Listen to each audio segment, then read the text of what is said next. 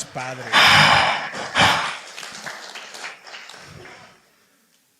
Es uno de esos predicadores modernos que usa un iPad para predicar. No, es broma. Es como si yo fuera uno de ellos. Toma, hermano. Buenos días.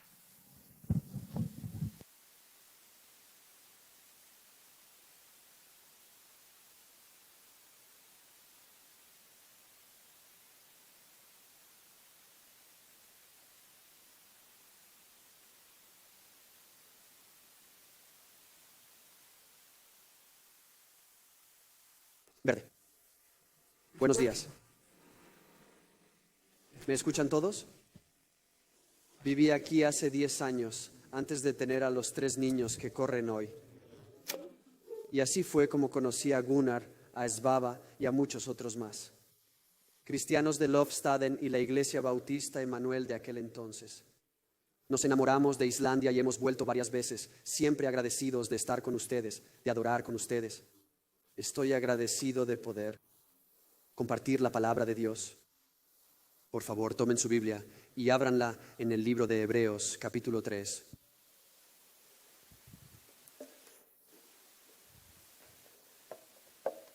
Y por la bondadosa providencia de Dios, yo, corriendo al aeropuerto para llegar, olvidé mis lentes en mi camioneta en los Estados Unidos.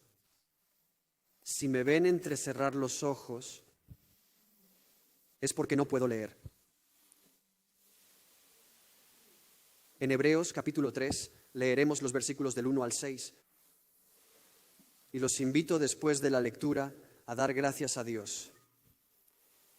En nuestra iglesia, yo digo, esta es la palabra del Señor y respondemos, gracias a Dios. Les invito a que lo hagamos juntos tras la lectura.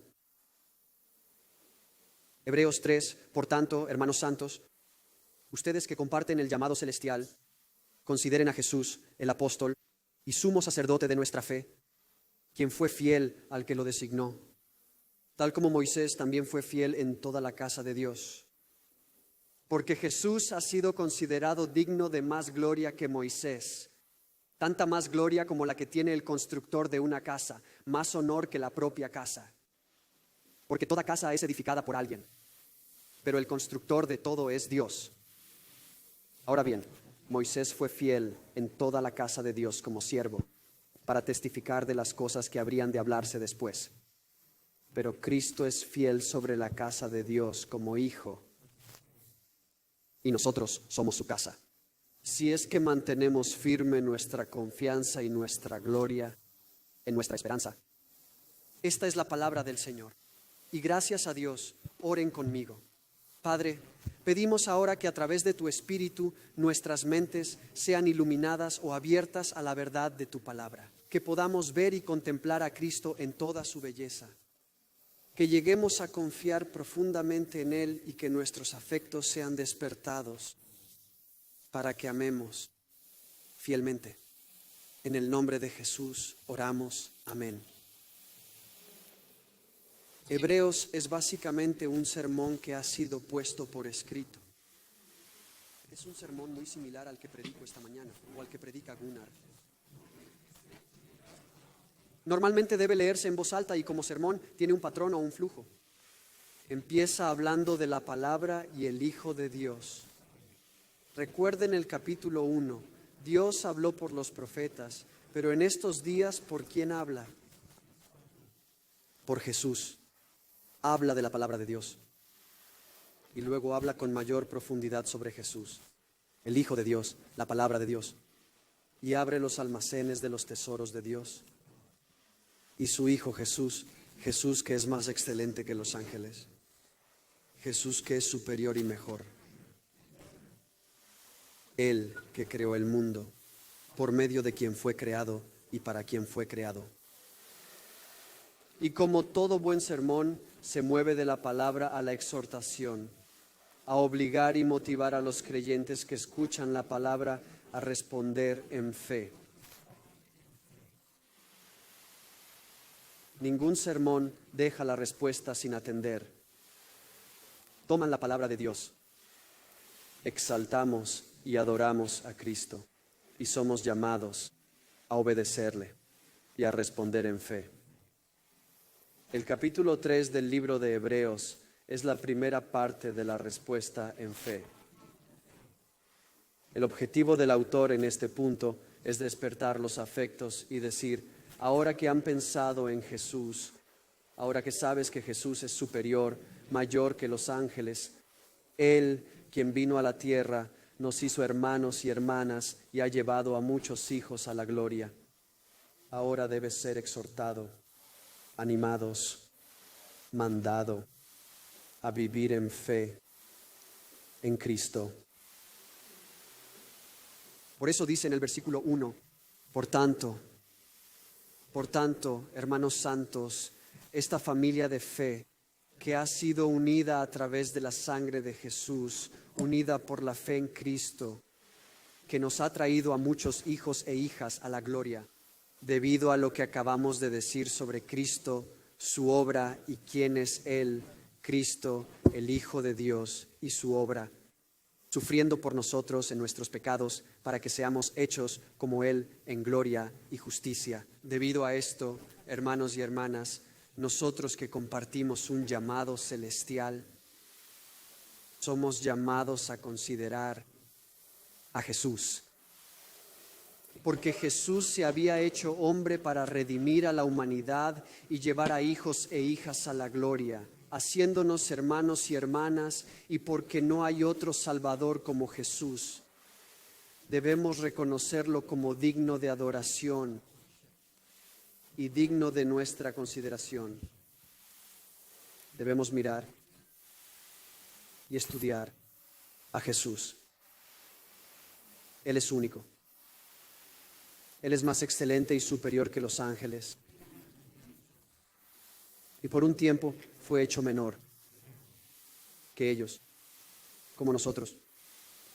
Consideramos su persona como Hijo de Dios, hombre, y plenamente divino. Y consideramos su obra, su sufrimiento, su muerte. Consideramos el triunfo de Jesús sobre la muerte, su resurrección al tercer día y su ascensión a Cristo, al Padre, a la diestra del Padre, donde ahora se sienta e intercede por su pueblo, como Hebreos nos dirá más adelante. Debido a esto, somos llamados a considerar a Jesús. El objetivo de los 2 primeros capítulos era decir que Jesús es excelente, Jesús es mejor. Tu tendencia a adorar otras cosas, dioses falsos, las cosas que captan tu atención, las cosas que son maravillosas, cosas como los ángeles y cosas como toda la creación, a la luz de Jesús, no son nada. Jesús, el Hijo de Dios, es el único digno de nuestro profundo y constante afecto y consideración, y por eso, debido a Él y a lo que ha hecho, debemos fijar nuestra atención en Cristo.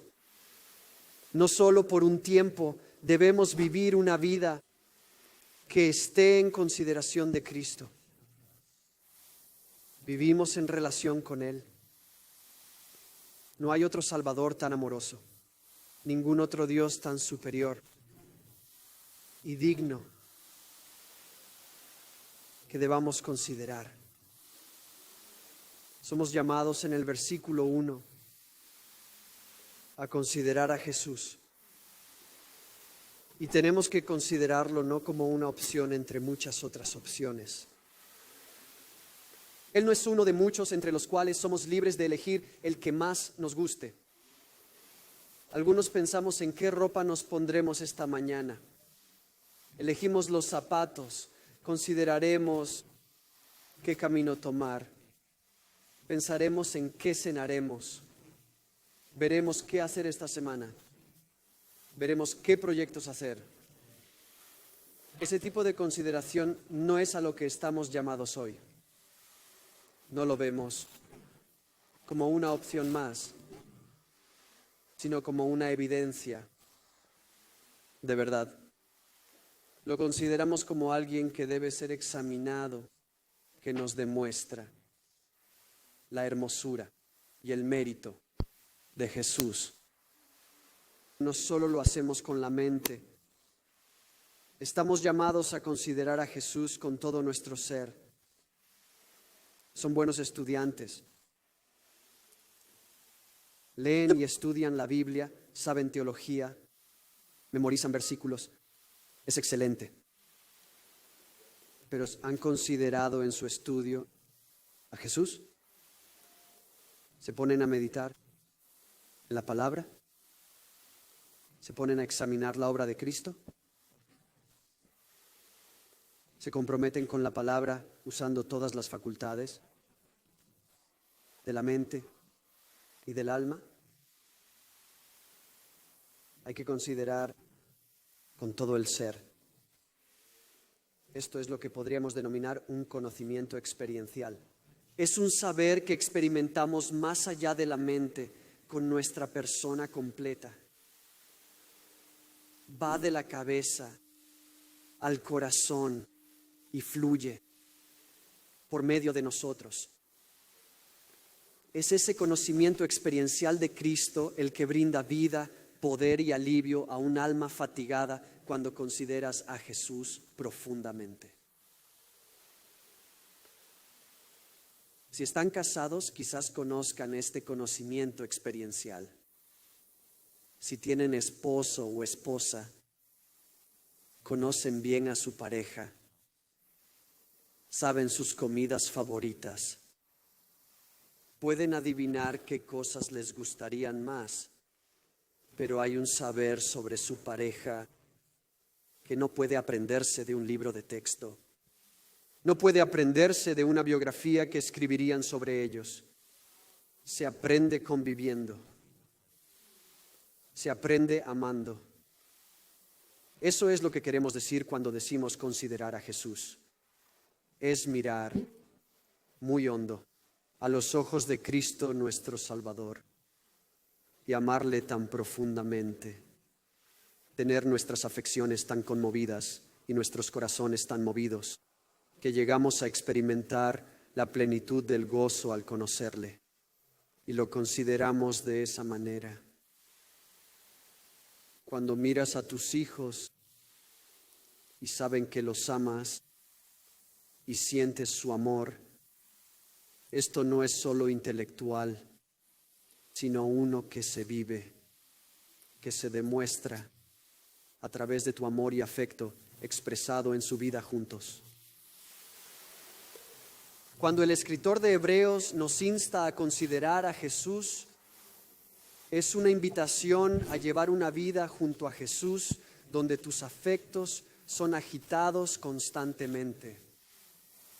Te sientes movido a crecer más profundamente en tu fe, a crecer más en tu conocimiento de Él para que puedas vivir en respuesta, fe y obediencia. No es una sugerencia o una opción, es un mandato de la vida cristiana. No dice si quieres o cuando sientas, considera a Jesús. Si el día es bueno, considera a Jesús. Si puedes, considera a Jesús. No, Él no dice esto. Él manda porque debido a quién es Jesús, míralo, míralo. Es una obligación o un deber para cada cristiano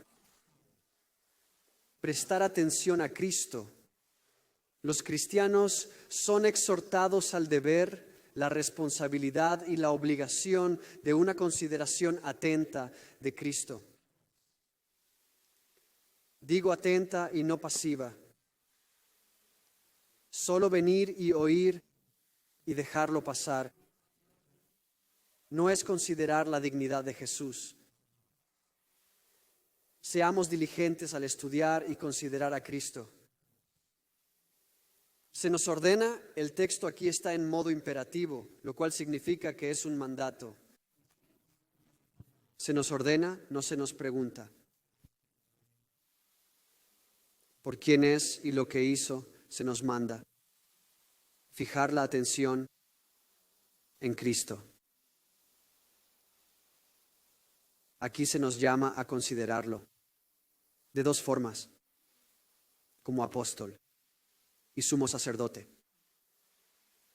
Él dice, consideren a Jesús el apóstol y sumo sacerdote de nuestra confesión, quien fue fiel al que lo designó. Jesús es apóstol y sumo sacerdote. El libro de Hebreos hablará más sobre la obra sacerdotal de Jesús mientras avanza el argumento. Pero aquí hablamos primeramente de Jesús como un apóstol. Apóstol es un mensajero, alguien enviado por Dios a hablar por Dios. Es como un ángel, pero no como los creados, no como los que los hebreos querían adorar y a venerar en el capítulo 1. No, Él es un ángel, un ángelos, porque Él es un mensajero de Dios que fue enviado por Él. Él fue el que fue ungido y llamado a ir. Él es un apóstol y un mensajero de Dios. La labor de un apóstol consiste en representar a Dios ante el hombre, lo que significa que viene con la autoridad de Dios para hablar la palabra de Dios y para hacer su voluntad. Se le llama apóstol. Y por eso estamos llamados a considerar a Cristo como aquel que ha sido enviado por Dios. Todas las escrituras señalan a aquel que sería enviado por Dios, que vendría siendo Dios mismo en la carne y a cumplir todo lo que Dios prometió que haría por su pueblo. Tenemos que considerar a Jesús como apóstol porque vino como el mensajero de Dios, como profeta de Dios, hablando por Dios, representando a Dios delante del hombre. Eso dice Jesús que vino a hacer. Si me vieron, vieron al Padre, dice. Yo y el Padre somos uno. Nadie llega al Padre sino por mí. Jesús representa a Dios delante de el hombre. Él tiene autoridad. Pero también debemos considerarlo como nuestro sumo sacerdote, no solamente en su oficio profético, sino también aquí en su oficio sacerdotal. Así como Moisés, en cierto sentido, tenía un oficio sacerdotal ante Aarón. Lo consideramos sumo sacerdote. Cuando un apóstol representa a Dios ante el hombre, la labor del sacerdote es representar al hombre ante Dios. Y así viene Jesús. Viene como mensajero de Dios, el ungido de Dios, su Mesías, el Cristo. Viene como aquel enviado por Dios, pero también como quien nos representa a nosotros. En su divinidad es nuestro apóstol, pero en su humanidad es nuestro sacerdote.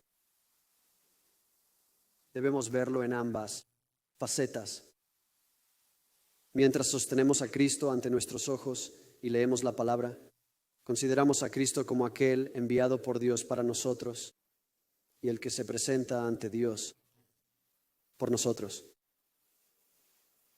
Él es el enviado y el gran sacerdote de nuestras almas. Esto es lo que se nos manda a hacer, considerarlo. Pero ¿qué hay de su labor como apóstol? ¿Y qué parte de su ministerio como sumo sacerdote debemos considerar específicamente? ¿Qué hace su ministerio como apóstol y sumo sacerdote sea tan valioso y tan digno de que lo consideremos? Es su lealtad en tales cosas. El aspecto concreto de considerar es la fidelidad de Jesús como apóstol enviado. Por eso se hace la comparación con Moisés. Él fue fiel, dice en el versículo 2, fue fiel a quien lo nombró, tal como Moisés también fue fiel en toda la casa de Dios. Moisés era el representante de Dios ante Israel. Y Moisés, junto a su hermano Aarón, el sacerdote, representaban al pueblo ante Dios. Moisés fue un mediador, ¿verdad? Él estaba entre Dios y los hombres y fue fiel en esa tarea. Pero Jesús vino y Él también ha sido fiel, pero fue fiel de una manera mayor. Él fue fiel porque completó y cumplió y terminó lo que Moisés inició. Vemos este contraste entre Jesús y Moisés. no para que podamos comparar a Jesús con las faltas y fracasos de Moisés, no para deshonrar a Moisés o para decir que no fue alguien tan grande. No, aquí admitimos y el autor reconoce que Moisés fue fiel, testigo y siervo de Dios. El diseño aquí de la comparación entre Jesús y Moisés es para mostrar que Jesús es superior porque Jesús finaliza lo que Moisés empezó. Él cumple lo que Moisés profetizó y hacia donde el ministerio de Moisés apunta. Es para demostrar la superioridad de Jesús como el cumplimiento final y perfecto del ministerio de Moisés. Esto es lo que dice en el versículo 5. Moisés fue fiel en toda la casa de Dios como siervo para testificar de las cosas que se hablarían más tarde. El trabajo de Moisés como siervo en la casa de Dios era hablar o dar testimonio de lo que vendría. Pero lo que vendría era Cristo, el enviado por Dios. Y como Él es Jesús, cumpliendo todo lo que se dijo en el testimonio de Moisés. Moisés se pierde en el fondo y Jesús se hace claro. La comparación tiene 3 sentidos. Vemos primero que Moisés fue siervo mientras Jesús es el Hijo. Miren el versículo 3. Jesús es considerado más digno de gloria que Moisés, pues tanta más gloria como el constructor de una casa tiene más honor que la casa misma. Porque toda casa es edificada por alguien, pero el constructor de todo es Dios. Moisés fue fiel en la casa de Dios como siervo para testificar de lo que se diría después, pero Cristo es fiel sobre la casa de Dios como Hijo. El primer contraste entre Moisés y Jesús es que Moisés era siervo. Jesús es el Hijo. Y esto habla de la diferencia de la persona de Moisés y la diferencia de la persona de Jesús. Son diferentes en esencia de una manera importante. Jesús es divino. Él es dueño de la casa. Es suya, porque Él es el constructor. Moisés solo sirvió en la casa, pero Jesús como el Hijo es dueño de la casa y de todo lo que contiene. Y así como el que construye la casa tiene más honor que la casa misma, así Jesús, dueño de la casa, tiene mayor honor y gloria que un siervo en ella. Un siervo puede tener honor y un siervo puede tener gloria, pero el dueño tiene más. La gloria del constructor es superior. Estamos acostumbrados en el Nuevo Testamento a ver la palabra siervo en relación al diaconado. Doulos es el griego, pero la palabra aquí no es la misma que diácono, solo siervos. Es una de honor, es una de gloria y estima. Moisés debe ser honrado y apreciado como siervo. Y si Moisés pudo ser honrado y estimado como siervo en la casa de Dios, cuánto más honor, gloria y estima merece el dueño, el Hijo, que reside en la casa y cuya casa es. Moisés era siervo, pero Jesús es el Hijo. La segunda consideración aquí es que Moisés era simplemente parte de la casa, pero Jesús está sobre la casa. El siervo no tiene más autoridad que la que se le otorga, pero el Hijo tiene autoridad sobre todo. Es su casa. Cristo, dice el versículo 6, es fiel sobre la casa de Dios como Hijo. Y nosotros somos su casa, dice. Jesús tiene autoridad sobre la casa. Un siervo simplemente tiene un trabajo. También vemos que Moisés testificó de lo venidero, pero Jesús fue quien cumplió ese testimonio.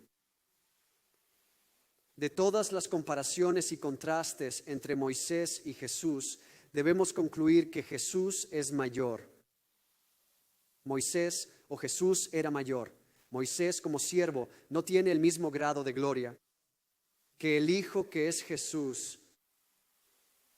El punto aquí no es deshonrar a Moisés, sino ayudar a los hebreos a pasar de los caminos de Moisés y las palabras de Moisés a las palabras de Cristo. Por esta superioridad, debido a la fidelidad superior de Cristo, Él extiende la bendición y la herencia de la casa de Dios a todos los que confiesen a Cristo como Señor. Algunos siguieron a Moisés y vivieron cómodos en la casa donde Moisés sirvió.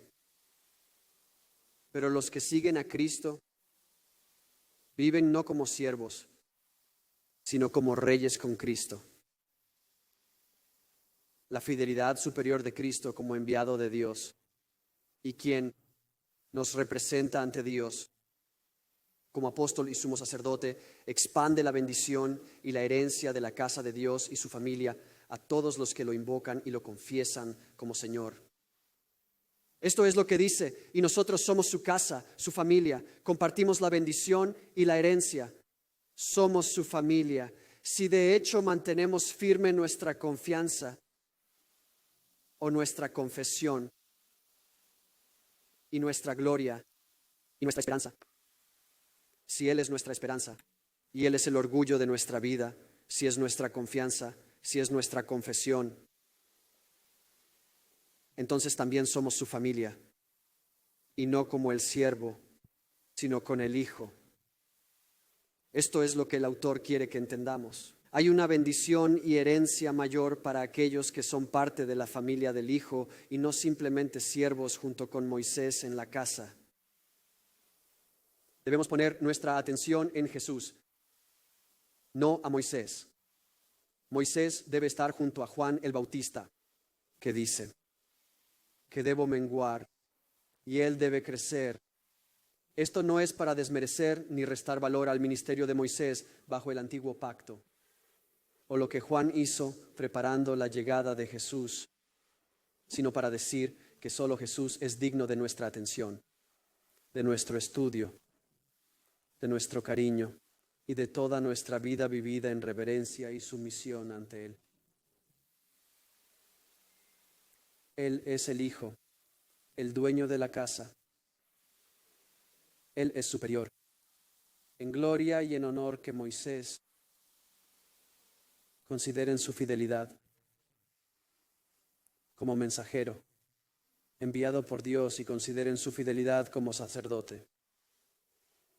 Jesús es el Hijo de Dios, se nos dice, quien viene y toma carne.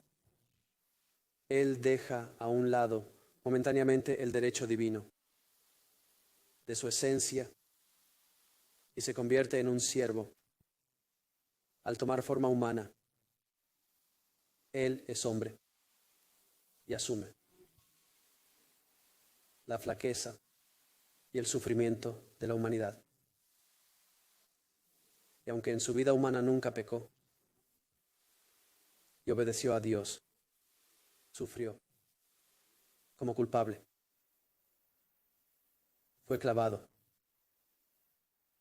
en la cruz, donde colgó y murió.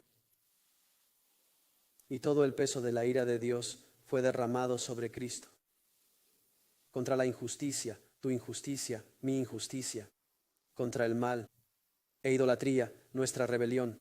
La ira de Dios cayó sobre Cristo.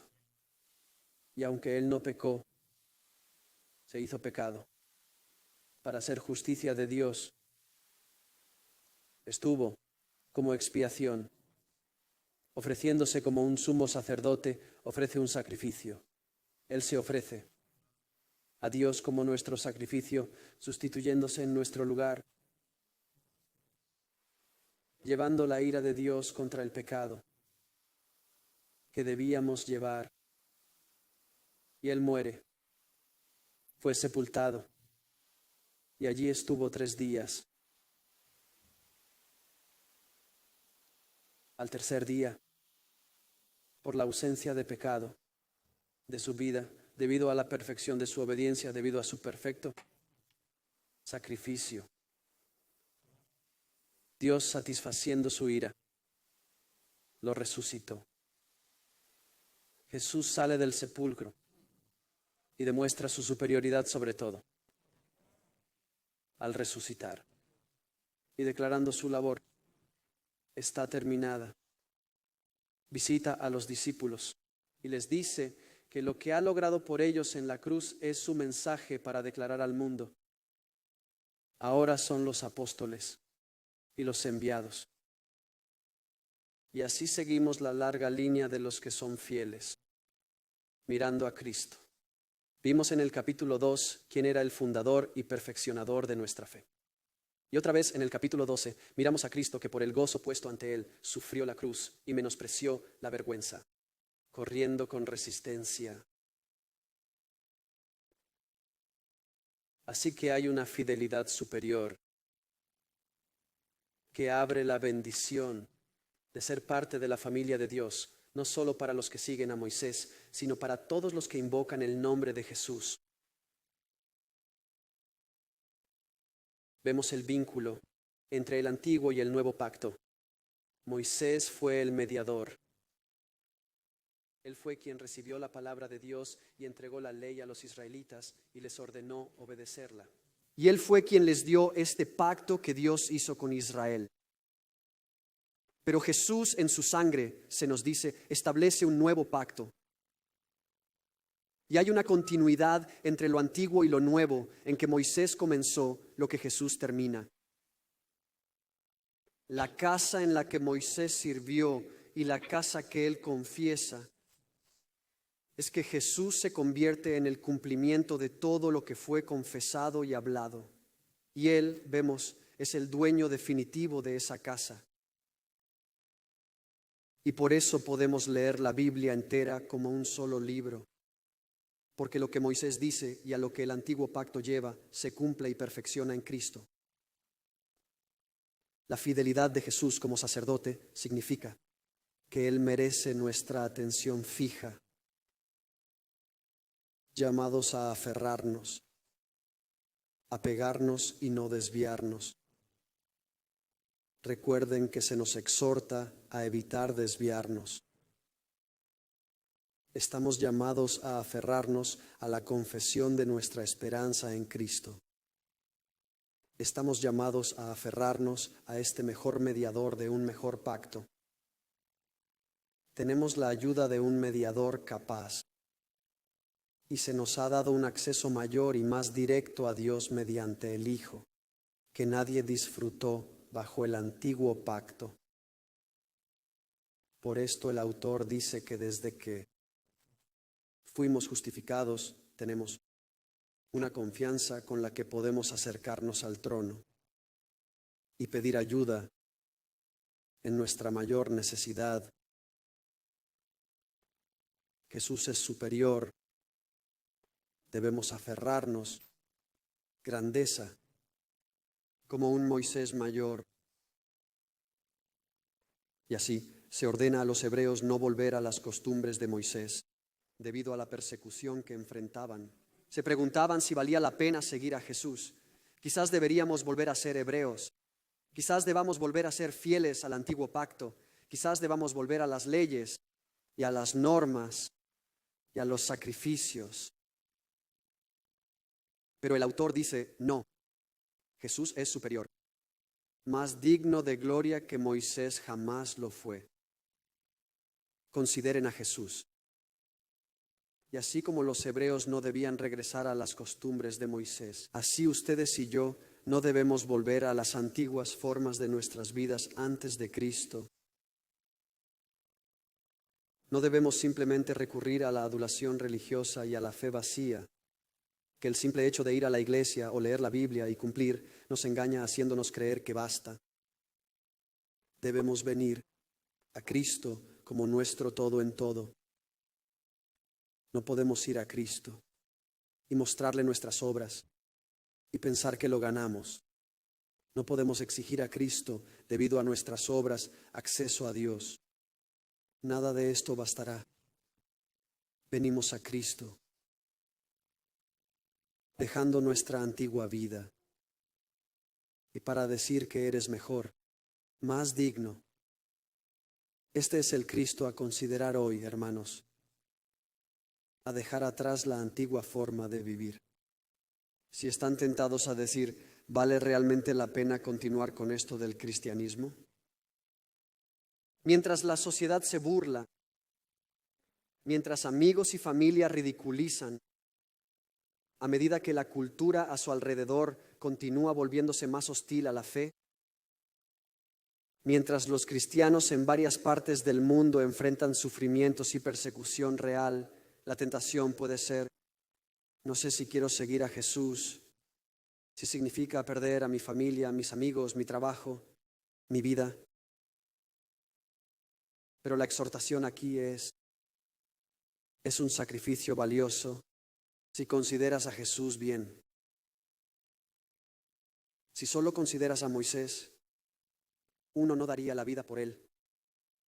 Pero al considerar a Cristo, el apóstol y sumo sacerdote de tu alma, ¿qué no darías tú si lo ves bien?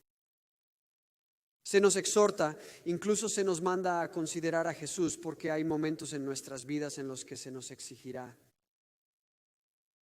¿Seguiremos a Él? Al probarse tu fe y aumente la presión. Si consideras a Jesús, tú caminarás en su fidelidad.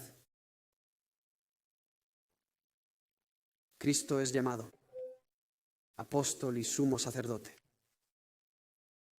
Y Él fue fiel en estos oficios.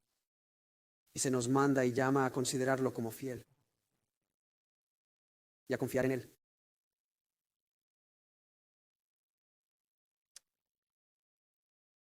Unas breves exhortaciones. Primero, sabes que Jesús edificó la casa. Él es el arquitecto, no este edificio, sino de la iglesia. Le dice a Pedro, cuando Pedro confiesa que Jesús es el Mesías, el Hijo de Dios, él dice, así es, no te lo reveló la carne, sino tu Padre en el cielo. Y sobre esta roca, la roca de la confesión de Pedro de que Jesús es el Hijo del Dios vivo, yo construiré mi iglesia. Jesús es el arquitecto y el constructor de su hogar. Y como Él la construye, como arquitecto no puede caer ni fallar. Él le dice a Pedro, sobre esta roca, construiré mi iglesia y las puertas del Hades no prevalecerán contra ella. Es un testimonio de la fuerza de la iglesia.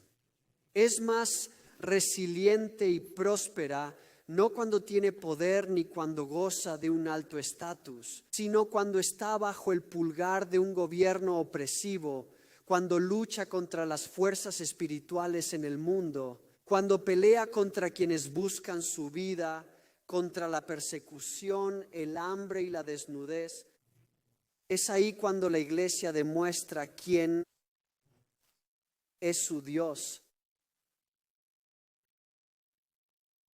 Si Jesús la construyó, la casa no caerá, está sobre un cimiento sólido. Efesios 2 dice que la iglesia se basa en apóstoles y profetas. ¿Qué hicieron? Predicaron sobre Jesús. Primera de Timoteo 3 dice que somos la familia de Dios. La iglesia es la familia de Dios. Es su casa y es columna y baluarte de la verdad. Es lo que se mantiene firme y declara al mundo que Dios construyó esta casa. Estamos sobre el cimiento de Cristo, quien entregó su vida por nosotros. Y debido a que Él es nuestro fundamento y ha construido la casa, que la casa misma sobre la cual la piedra angular es Jesús mismo, nada puede vencerla. La iglesia puede flaquear a veces. Somos pecadores. Pero Jesús ha prometido construir su casa. Y lo hizo. Y seguirá así. Lo que significa que pertenecemos a la comunidad y familia más grande de la tierra. Ser parte de la casa de Dios es la pertenencia, la verdadera pertenencia que experimentamos. Estoy aquí hoy en una sala llena de muchas nacionalidades diferentes.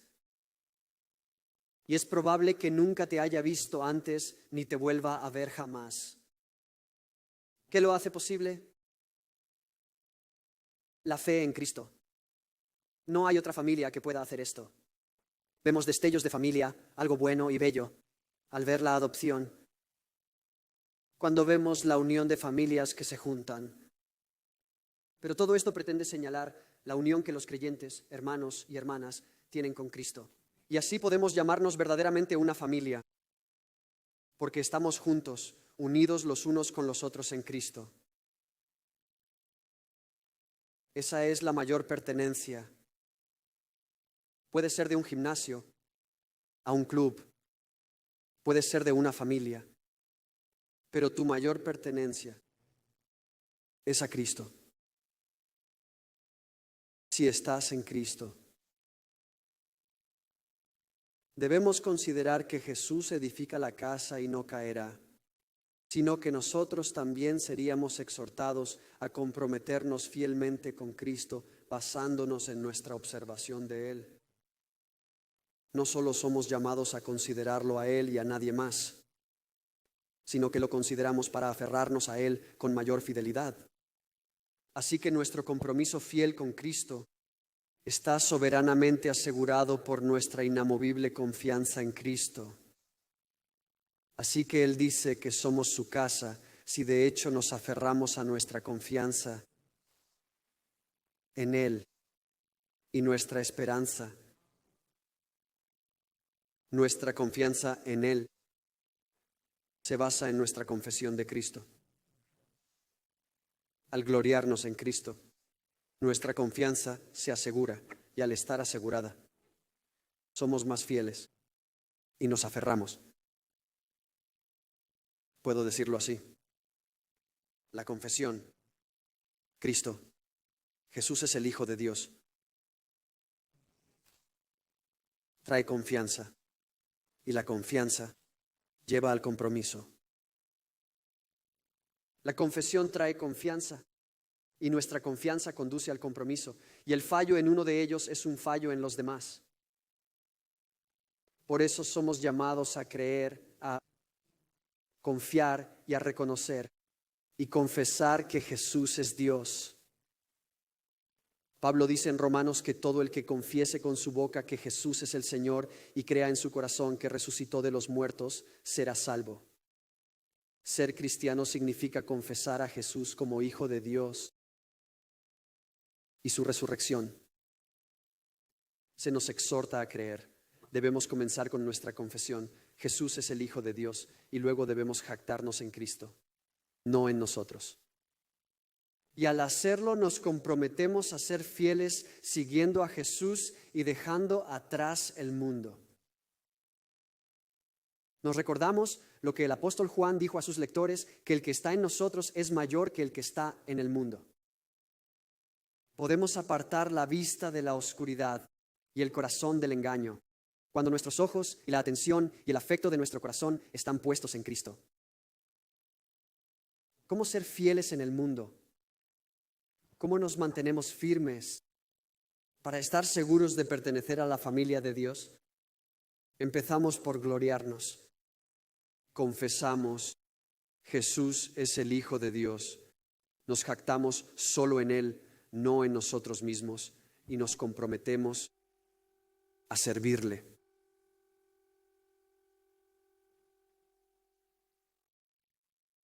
¿Cómo debemos ser fieles en esta obra?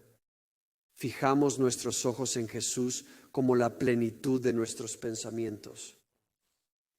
Volvemos a Cristo para experimentar el conocimiento salvador de Él, mediante palabra, oración y comunidad.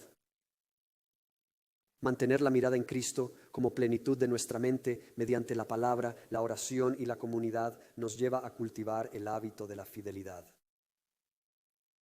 Queremos ser fieles. Miremos a Cristo. Pensamos en Él. Oramos a Él. Y convivimos unidos en su nombre. Cultivemos la fidelidad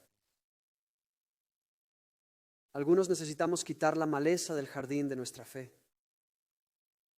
Tenemos que quitar la maleza del pecado y de la tentación para poder hermosa y claramente contemplar a Jesús como la flor de nuestra fe.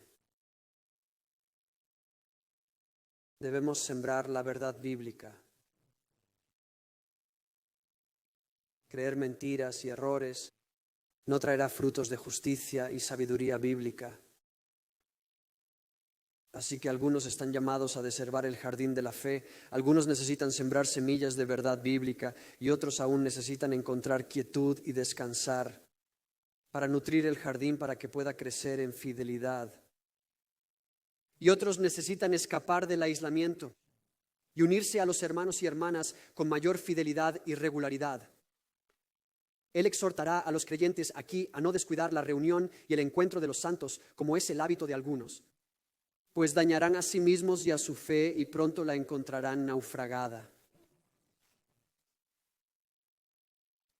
Algunos necesitan hallar descanso, mientras otros deben escapar del aislamiento y unirse a otros. Algunos deben hacer menos, otros más. Todos, sin embargo, debemos buscar hábitos que faciliten profundizar en nuestra consideración de Jesús mediante la gracia, su palabra, por oración y comunión con otros. Si no crees hoy, la exhortación es simple. Se le invita a pensar en Cristo.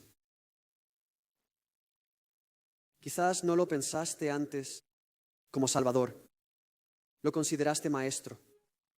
Lo has considerado como un sabio. Lo has considerado como una figura histórica. Lo has considerado como alguien digno de tu respeto. Pero no lo has visto como autor de tu fe. No lo has visto como aquel enviado por Dios para redimirte de tus pecados.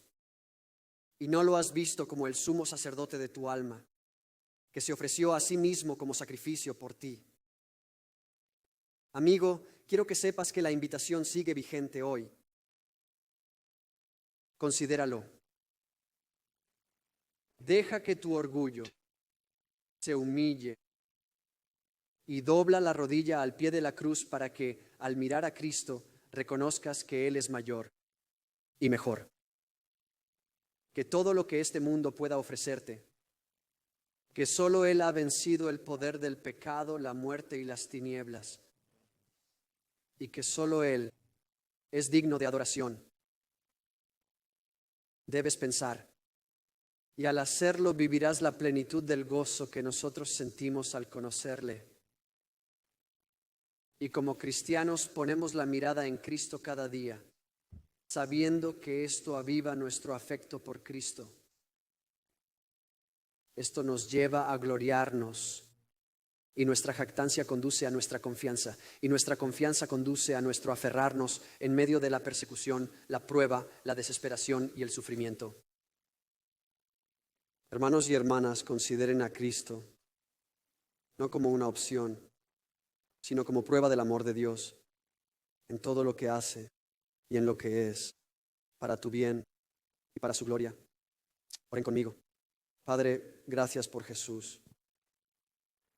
Apenas empezamos a ver a Jesús como Salvador. Pido a Dios que tú lo hagas. Hoy y esta semana, que te muevas en nuestros corazones para que seamos presionados a leer, orar, estudiar y tener conversaciones con otros acerca de Jesús. Que reconozcamos la debilidad y los fallos de nuestra disposición para hacerlo.